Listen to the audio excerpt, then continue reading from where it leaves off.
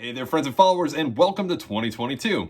This video up next is the first monthly market report for the new year. We'll take a look and see how things transitioned over from the holiday season and try to forecast what's in store for us. Stay tuned.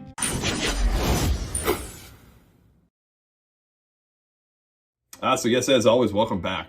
So as we start off 2022, it seems that not a lot has drastically changed Florida's, and more specifically, Marion County's residential real estate market. If you followed some of what's been going on in the market, as well as tuning into these great videos, you're no stranger to the fact that sellers are still dominating the marketplace. And with an uptick in 30-year fixed mortgage interest rates, those have affected buyers in the marketplace in the sense that a home that they may have been able to afford at 3% may not be in their cards at 3.5% or 4%. The incentive for home ownership is still strong, as we've also seen an increase in rent prices across the state. This creating a sense of urgency for those renters to try their hand at home ownership in an effort to gain more livability at or less than the cost that they're outputting currently. These higher mortgage rates are expected to try and slow the home buying demand over the course of 2022.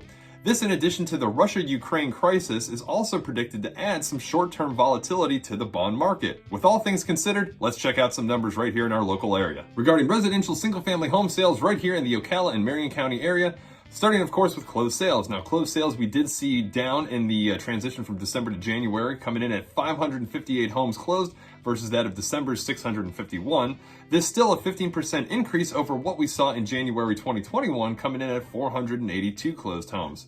Sales volume we did see down, coming back down to $170 million countywide versus $222 million in December.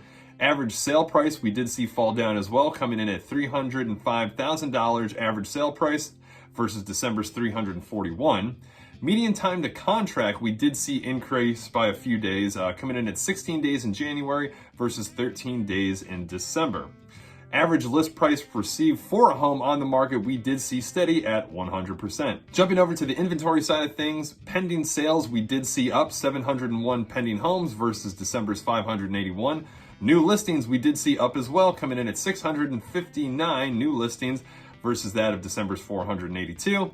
Active inventory we did see fall down though, 690 homes in the marketplace versus that of December's 756. This, of course, being a 34% decrease of what we had in January of 2021. Now, the MSI number, or the month supply of inventory, we did also see fall shy, just a tad, coming in at 1.0 versus that of 1.1 in the month of December. All in all, while a few metrics push to provide some balance here in our market, the strong demand is evidently present. As we move into the year, hopes of the proverbial springtime increase in inventory is a salivating thought, not only for the prospective buyers out there in the market, but for my fellow colleague agents as well. And now in some other marketplace news brought to you by FloridaRealtors.org.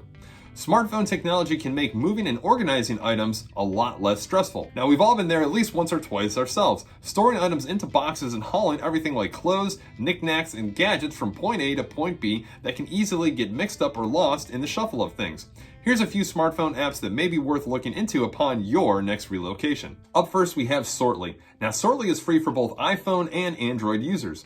Sortly is an inventory app but built with small business in mind, and is also great for cataloging your beloved items and making sure that they make it to your next destination in one piece. You can use your smartphone camera to snap images of items, and Sortly automatically catalogs them for you. Another cool feature is that you can add barcode information for additional details and check those items off as you unpack. Next app up is Dolly. Now, this app is also free for iPhone and Android users.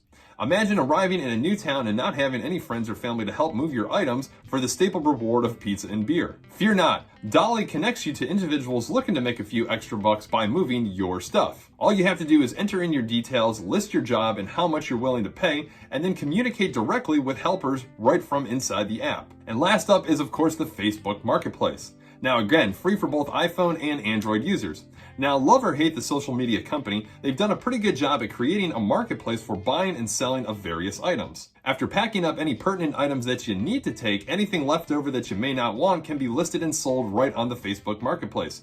You can find people right in your immediate area willing to pay cash in hand for any unwanted items. Next up, from a study that was recently done, the question is posed, is smart home technology creating more concern than convenience? Now, while smart home technology is geared toward making the homeowner's life easier, many individuals worry about shortcomings when it comes to their privacy. The average homeowner owns at least 5 smart home technologies out of a study of 1,000 people, with the most popular items being TVs, speakers, and light bulbs. Less than 1 in 4 utilize a smart home security system equal to about those who utilize a smart fridge, due to safety concerns mainly with things like smart locks. Now, granted, the hesitation of some could be due to those individuals simply not wanting to integrate the technology. However, some 60% of those studies mentioned that they consider themselves very or extremely concerned about the smart home technology.